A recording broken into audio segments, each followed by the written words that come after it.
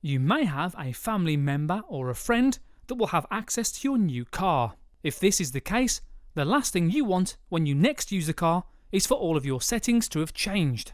You may have very different ideas on how the car should be set up. In order to avoid reconfiguring the settings during each drive and a potential disagreement, the car is able to store up to 3 completely different profiles. You can access this by accessing the car settings via your touchscreen or buttons. In the top right of the screen, there'll be an image of a settings cog. You can set profiles by touching this option.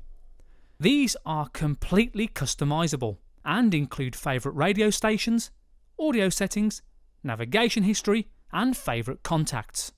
Of course, you can change this at any time, and doing so is really simple. Just go into the Settings tab and click on the profile that you'd like to change.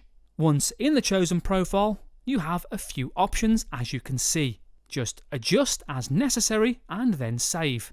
The profile is now set up. Citroën.